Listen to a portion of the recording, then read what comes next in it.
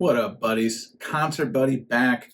Concert Buddy back making videos on the channel. A long overdue video, a long overdue destination travel record store road trip series back on the table. This time I'm going back, sound effects optional, to Los Angeles, the city of dreams, the city of great record stores. It's been a long time since I've been there. I took the Silver Metal Bird, went back to the West Coast. Some call it the Best Coast. I'm about to give you my firsthand account of what I picked up, who I encountered. You may have heard some rumblings out in other places, but I'm going to tell you my firsthand account of this record store road trip coming up next. Drop that lever. Let's go.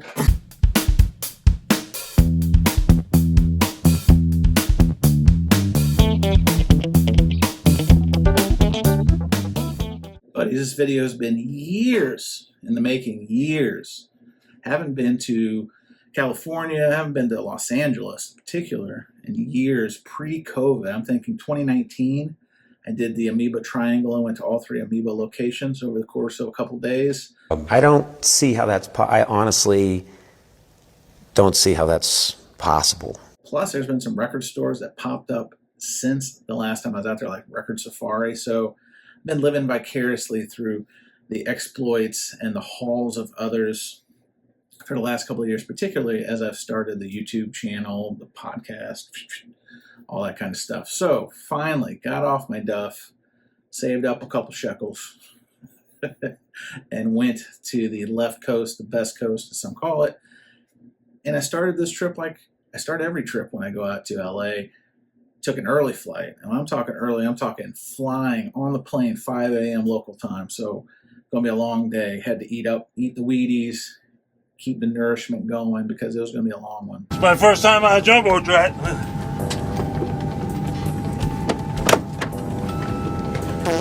Excuse me. Get off the plane 7 a.m. local time. Local time. First place you got to go every single time is Randy's Donuts to get that big, fat-ass Texas glazed donut and to fill up some sustenance for the long day ahead. But no record stores open in LA until 10 a.m. The first place is Soundstations. That's a shop I've stopped at a couple times over the years. They're the earliest one that opens 10 a.m. So I had a little bit of time to kill, so I went to the beach, walked around, got my feet wet in the sand, the ocean, some good vibes. Needed it. Anyway, headed to Soundstations. And it was a good way to start because I picked up some really cool stuff. Let me show you. Police department in California is taking an unusual approach to catch porn pirates red-handed. Porch pirates, yes. Oh, pardon me. So the first record I'm going to show that I picked up at Soundstations is Mary J. Blige. This is My Life on the Uptown Records label. Second album from Miss Mary J. This one has, several tracks. Be Happy, I think, was the first track that came off here, and I think I Love You was the last. But this is her second album. First album was What's the 411. I'm trying to slowly get a lot of the stuff that came out. Now, Uptown is a subsidiary of MCA. Don't really see this in my area. I saw one, actually, I think in South Carolina when I was there not too long ago. But this was a nice on-the-cheap pickup that I grabbed. And then I was super stoked to go and get this album, Faith No More, Introduce Yourself. Now, this is kind of a confusing album because in their discography, it's their second album behind We Care A Lot, but We Care A Lot wasn't really mass-produced, and they were on a different label. This is on Slash label, which tons of bands that have been on this label. Who else was actually on this label? So this is kind of like a repackaging of the band for the masses. Coincidentally, the lead track that you're probably familiar with on this album is We Care A Lot. That was the name of their initial release before this one. And then after this one is obviously their opus, the real thing that has Epic and Falling to Pieces and that kind of stuff. So really happy to grab this one. And then rounding out the Soundstations experience, I grabbed Nick Drake Pink Moon. I'm getting several copies of this throughout the year, which I'll talk about at a later date. This is the Simply Vinyl edition. So Simply Vinyl is a label that they come in these kind of like heavy stock plastic sleeves, silver label. Here it says Simply Vinyl. I was really pleased with how a Lenny Kravitz album I got on this label sounded. So I was curious how these would sound, and it was a very good price. This normally goes for what's called between $70 to $100, depending on the time and who's selling it. I got this considerably cheaper than that price, so I figured why not? I'd try it. Comes on the Reproduction Island pink label, and it sounds really good. So then now I've gone back, of course, when you get one, you got to get some other ones. So I went back, and I've already procured 5 leaves left, and now I got to get brighter later, etc. It's a sickness. It's really a sickness. So Soundstations, always a good stop, always worth stopping there. And they open at 10 a.m. They are the earliest record store. If you're doing like a record store crawl in the LA area, check it out. Now, let's move on to the next digs. Yeah. So fast forward from Soundstations to then what some call the Mecca of LA record scene, and it's Amoeba Records. I had not been to Amoeba since they moved from the old location, and then COVID, they were having issues, and there's a lot of controversy. I came to find out on this trip about really what that whole move from the old building to the new location was all about, but this isn't the time or place. But this was my time to experience the new location for all its glory, or for all its travesty, whatever you want to say. And I get it, it was a Friday when I was there, so I try to keep that in mind. But I gotta say, Amoeba had a lot of great records, cool stuff on the walls, things that are extremely hard to find, collectible, etc. A lot of stuff, t-shirts, books. I mean, it's everything you come to expect from Amoeba. Busy AF. I mean, incredibly busy. Again, I think it's because it's on a Friday. A lot of touristy thing. In fact, that's kind of how I would sum up my experience in Amoeba this time. Was it was very touristy, and I don't think I noticed it before at the old location. Maybe because I was just so focused on digging into bins and finding, black gold, so to speak. This time, it really kind of struck me, not only because of the volume of people, but also the layout. It's a little bit smaller, at least my opinion, and how they have everything laid out. Still had a good time looking at what they had, but I really didn't pull back a lot. I only got, honestly, I'm not even going to show them. I got a couple records. One I'm going to give out as a gift to a friend probably, and then the other I just got a duplicate copy of George Harrison's Brainwash, the UK press. It's funny, as I'd been looking for that record for a while, and it's the old expression, when it rains it pours. Finally found one a couple months ago, and then here this one kind of fell in my lap. So this one was a sealed copy. I've got it in the record room now. I didn't think it was worth showing because I'm just going to show a sealed record. But it was cool to meet up. Cesar Garcia. Cesar Garcia. Sorry, I'm not doxing him. That's his name. It's the guy's name. A really good amigo, friend. We've had a lot of great conversations behind the scenes since I've been doing this YouTube thing. Super chill guy. Really fun record collector. We kind of collect the same things, 90s, alternative, a little bit hip-hop here and there. And so really one of the bonuses, I wouldn't say bonus, one of the reasons I want to come out here is to meet several VCers, Cesar being the front line, his first person I met. And so we kind of looked around together at Amoeba, had a good time. Afterwards, went and got some lunch, and then we had a 2 p.m. appointment local time for Rockaway Records, who has been featured on this podcast and Vinyl Community Podcast before. Check out the video. I'll put some link somewhere. But this is a now by appointment only situation. So earlier in the week, I set up an appointment for myself, Chris, the vinyl piper, ended up joining us, and then Cesar came with us. And it was a great, great experience. It was really cool because when we walked in, you have to call when you're in the parking lot and that sort of thing, and they buzz you in. It's almost like Fort Knox, but some of the stuff I'll show here, kind of in the overview. Great, great wall. A lot of the stuff, actually most of the stuff in the bins, well curated, great condition, extremely exciting stuff. Not only in the memorabilia, they had like walls of memorabilia and Beatles stuff, and really things that you don't see too often. But we walk in, and wouldn't you know, John Moreno is there. Surprise, surprise.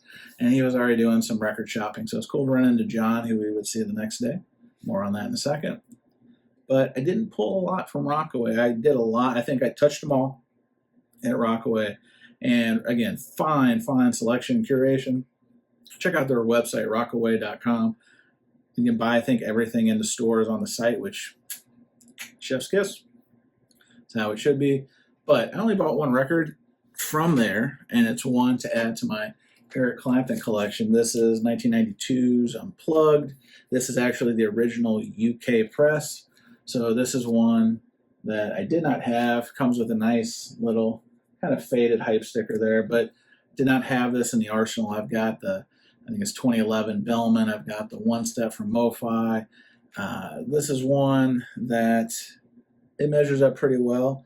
It comes in that flimsy UK, European jacket. But my only price, I think this was like a $30 or $40 record, so nothing that broke the bank. And trust me, I was kind of like push-pull in the early part of the trip, knowing that I only brought a couple boxes for records, so I wanted to be very conservative and make sure I made really targeted and smart choices because I had limited space.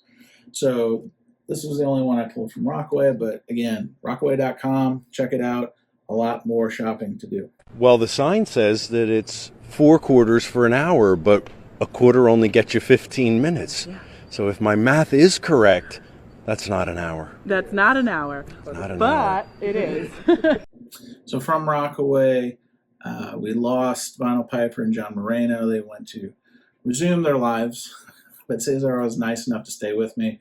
And we went to Atomic Records in Burbank, where we met up with Jim Kaplan, the publisher of Record Collector News. I think I got one over there.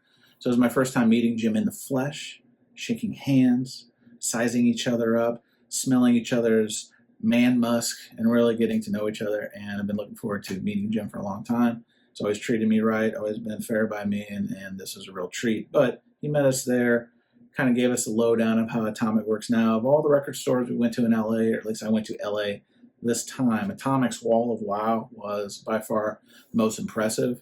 Great stuff. I had heard through the grapevine, hint, hint, you know who you are, that you should always check condition on those records, because while they may catch your attention and captivate you from the titles they have, you always should check condition.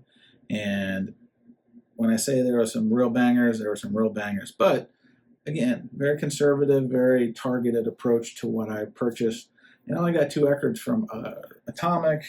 The first one this is from 2012. This is The Shins, Port of Sorrow. James Mercer, you may be familiar with him from some side projects. He teamed up with Danger Mouse and did the Broken Bells project, which is something I like a lot. This was kind of a return, I think, after that project. Quote me if I'm wrong in the comments below. But the lead single off of this was Simple Song, and it got a lot of good reviews. The album at the time, 2012, I think it's even been reissued, but I was looking for an original if I found one. $20 record, even kept the hype sticker, so super stoked to grab that one on the cheap. And then probably one of the first big hits I made on the trip was, this is a mono copy of Norma Tenega, and I think I pronounced that right. This is Walking My Cat Named Dog. Now this has kind of had a resurgence of late, because this was featured on the Shadows, What We Do in the Shadows TV show, is kind of like a theme song. And here it's on the New Voice label. They just reissued this, matter of fact, friend of the show, Joey Callio, Dada, Seven Horse, they were touring recently. We met up, we stopped through, and I took him to some record stores, and this was on his list, the reissue. He couldn't find it out in Seattle proper. So the boys at Planet Score, shout out to Tim and Joe, made it happen, Captain.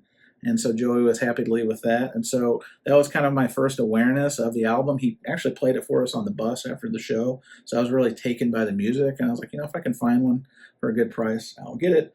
Norma Tanega is known for working with Dusty Springfield. In fact, I believe there might have been some romantic relations involved there. Look it up on the internet. This is not a history program by any means. But anyway, a great album. Really good singer-songwriter kind of vibe to it and output. And this is the kind of stuff that you want to grab like a nice drink in hand, sit in your listening chair, and just vibe out, because a great listen. Came at a very nice price, great condition. Thank you, Atomic. Happy to add this to the collection. I'm not licking any white dog shit. I'll let the dog shit if you leave us alone. So after a full day of record shopping, concluding with Atomic on day one, I went out to Pasadena to have dinner with a friend. You may have seen his channel, The Vinyl Record Mission. That is formerly Vinyl Chef Steve. Now it's just Steve G. Great guy, hosted me. I actually went to another store while I was in Pasadena called Sibylline Records. I'd always want to check out. I got there right before closing. Didn't see anything catch my eye, but it's a very small space. And I see their social media presence. They can pull in some really amazing records. So I highly recommend following them on socials. Instagram is the place to go. But didn't pull anything there, but then had a nice meal. Steve was generous enough to allow me in his home. I didn't use the toilet or anything like that. It wasn't a full-in visit. They had some pizza, and some good eats, some good drinks.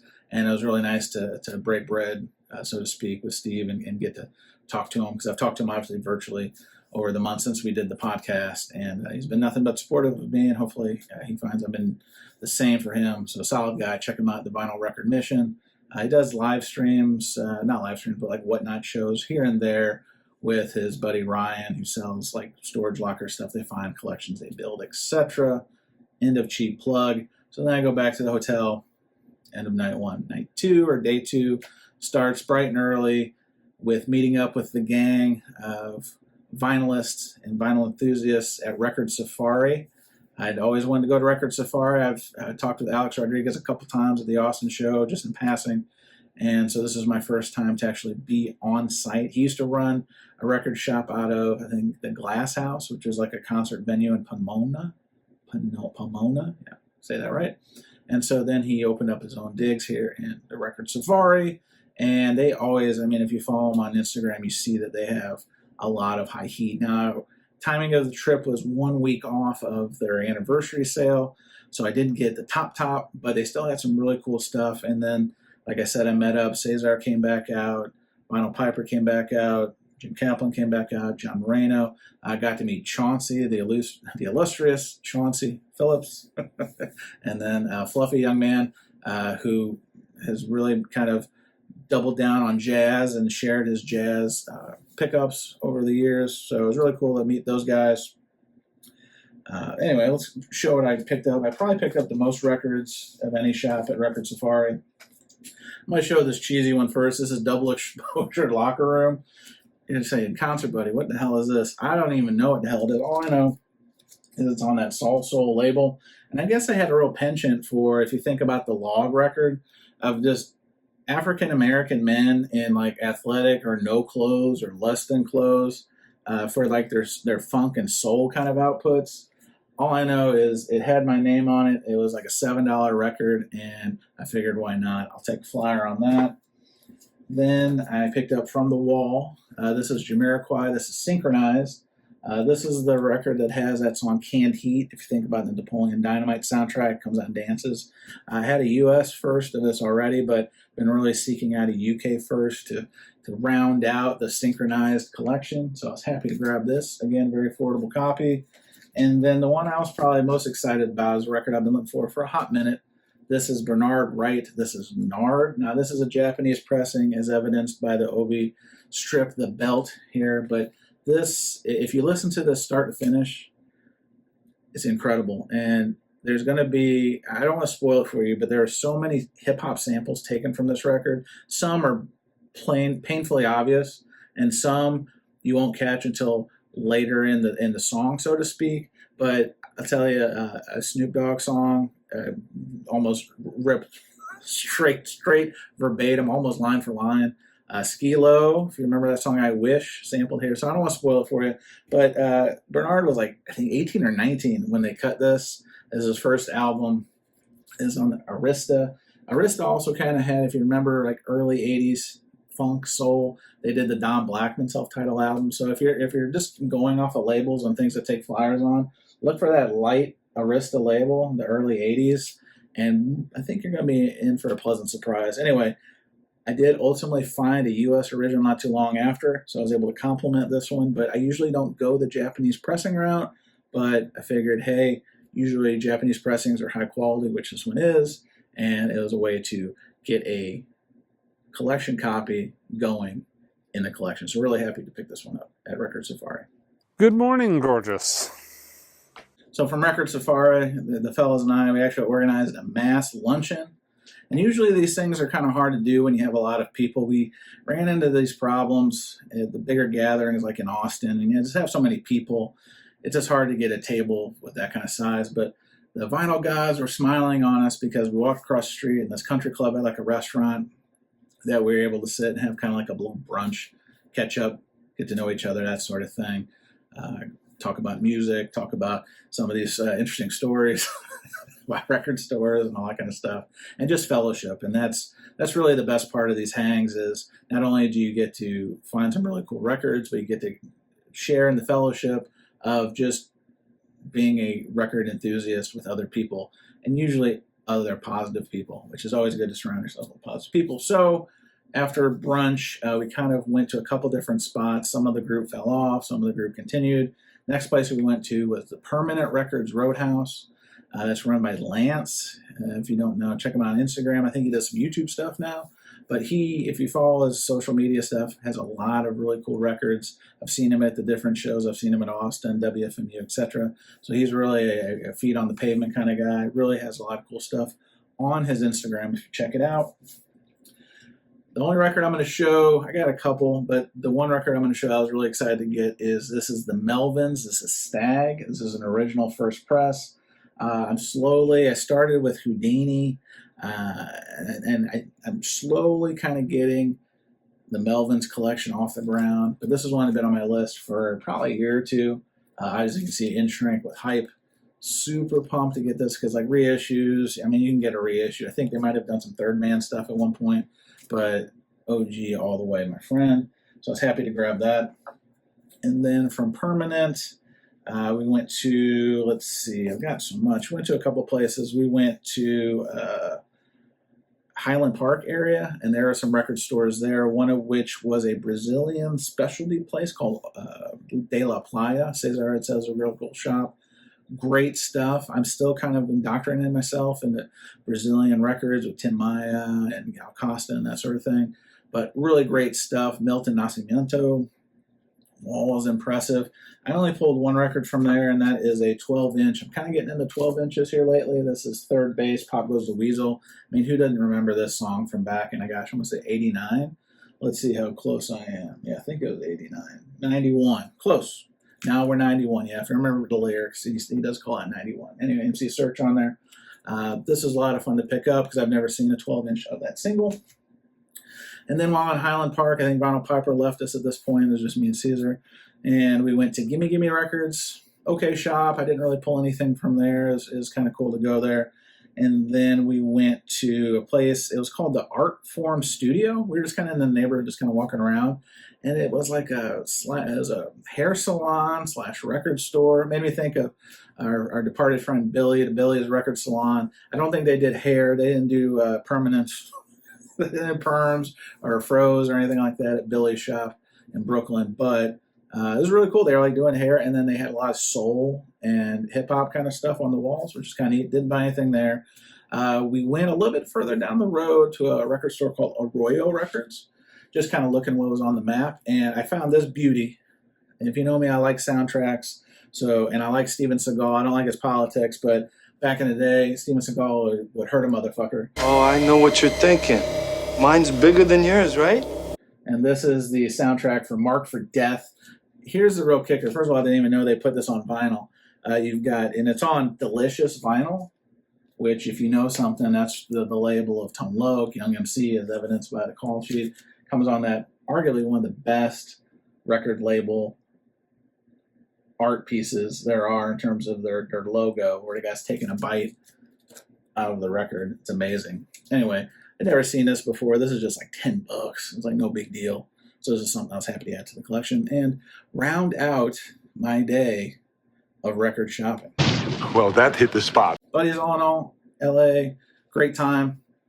Timing was a little tight because I had to get off to Denver, which you'll see in a future video, as I met up with the mayor of the VC, Steve Carlson, and had an epic hang with Steve and some others. But I was bummed because the timing was what it was. I flew out that Saturday night, and then the next day was the Orange County Record Show. So maybe another time I can come back out there and check that record show out. But LA, was it Randy Newman? I love LA. I don't know if I'd go that far. I enjoy LA. The traffic still is as advertised, is a kick in the dick. But great time, great fellowship, great records. all that and then some, and I'm looking forward to my next visit back. So tell me in the comments below, what do you think about these pickups? What are some other LA stores I might have missed or didn't talk about that you've had a lot of vinyl luck at? I always like hearing that stuff. And tell me, where else should I go? Places across the country that maybe I haven't talked about on the channel, or places that you would highly recommend, be it your local stores, your local area, etc. I love hearing about it all in the comments below. But buddies, that's it. Till that Denver video coming soon. When you get the chance to get up some new records, sit on your turntable. No, sit in your chair, sit in your lounge. Put those on the turntable, and when you get the chance, just spin it. See you soon. Well, well, well. How the turntables... Well, we out of time.